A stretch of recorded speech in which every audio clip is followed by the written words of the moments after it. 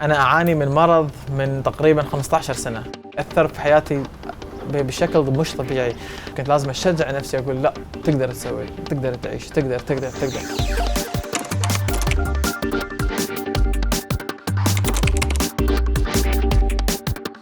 أنا اسمي محمد حسن، بمثل دولة الإمارات في رياضة ركوب الأمواج، ومثلت الإمارات في لعبة كرة القدم وفي الرجبي كمان.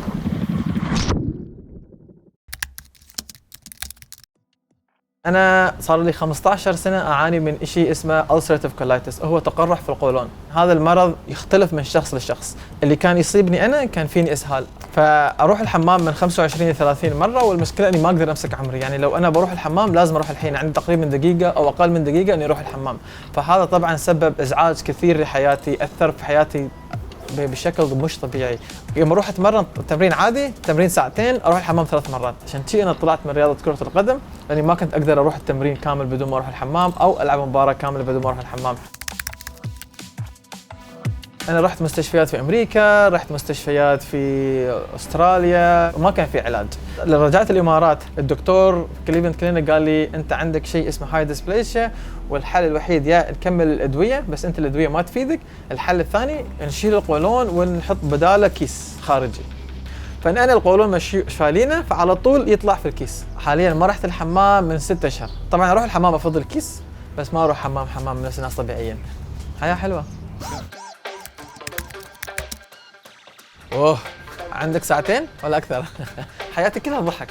انا طبعا سويت عمليات كثيره في حياتي، سويت تقريبا 12 عمليه. سويت رباط صليبي، كسر في الشتف، كسر ضلوعي، كونكشن، ضربت راسي في المرجان. في اخر مره سويت عمليه في كليفلاند، زين شالوا عني القولون. انا داخل عند دكتور ياس اضحك واستانس وفرحان. الدكتور يقول لي انت وين ساير؟ حر عمرك ساير نايت كلاب ولا رايح عمليه؟ اتصل في امي وابوي، يقول لهم هو يعرف هو وين ساير؟ انا اقول ليش شوفي؟ يقول انت وايد فرحان، اول مره نشوف واحد فرحان لهالدرجه.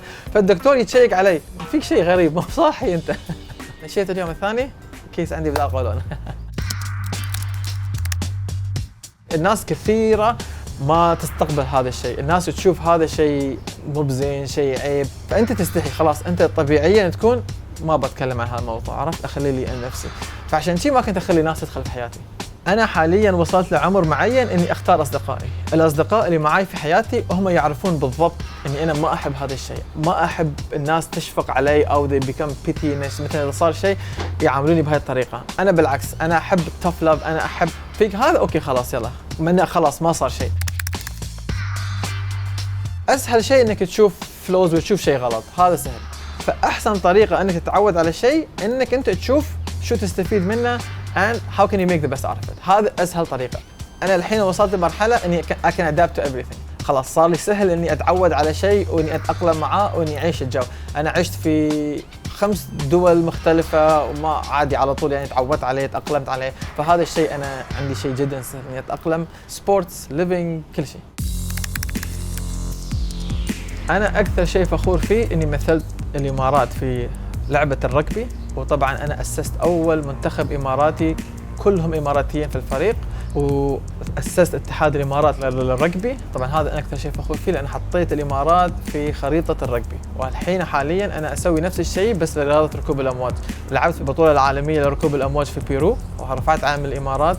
طبعا رياضة ركوب الأمواج راح تكون لأول مرة في الأولمبياد، وأنا بكون جدا فخور إني أمثل الإمارات في أول سنة لرياضة ركوب الأمواج تكون في الأولمبياد. وإن شاء الله راح أحقق أكبر إنجاز للإمارات وأحقق إنجاز لي أنا، إني أركب أكبر موجة في قارة آسيا كلها. لما بديت في الرياضة، لما أنا كنت صغير، البطولة كانت حقي أنا to fill my ego، أبرهن لنفسي إني أنا بطل. بعد الأيام صارت إدمان، صارت لي إن الشعور إنك توقف على البوديوم ولا توقف فوق المنصة تاخذ الكاس تاخذ الميدالية، صرت لك أدور على الشعور. لين ما وصلت لمرحلة معينة في حياتي، لين ما الحياة علمتني كثير. طبعاً الأشياء اللي أنا مريت فيها علمتني الحين أكون قدوة للناس الثانية. فحالياً أنا أوصل لهذه المراحل علشان يكون عندي credibility، أقدر أنا أروح أكلم ناس وأقولهم أنا سويت، أنت تقدر تسوي. طبعاً لا، إلهام الناس مصدر سعادتي أنا. لاني انا اشوف الناس تستفيد من اللي انا سويته او تستفيد من الكلام اللي انا اعطيتهم، والحين انا اشوف الاشياء اللي صارت لي والاشياء اللي انا اقدر اسويها اني الهم الناس، هذا الشيء صدق حقيقي، فانا اعيش هذا الدور خلاص. أنا ما عندي قدوة كشخص واحد بس، أنا عندي كفكرة قدوة. قدوتي هي الناس اللي تساعد الناس الثانية. يوم رحت في المرض اللي أنا كنت فيه، رحت أشوف الناس شو سوت، رحت أشوف اللي كان فيهم نفس اللي صار فيني أنا، بس الحين يقولون للناس حياتهم، قصة حياتهم. ف it just shows إنك أنت مو بروحك في هالمشكلة نفسها. فأنا هذيل الناس مو كشخص ولا شخصين، بس كجروب، هذيل هم قدوتي. حقي انا اللي يشتغل عندي انا 3 اشياء.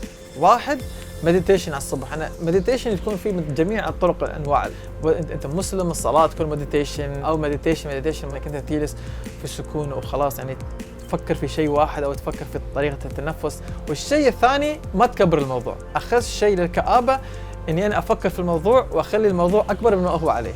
وثالث شيء، وهذا الشيء جدا جدا مهم، ان نحن كانسان نمر في سايكل، كل مرة نمر في كآبة وناسة، كآبة وناسة. فكر في الموضوع، أنا استوالي قبل، كيف طلعت منه؟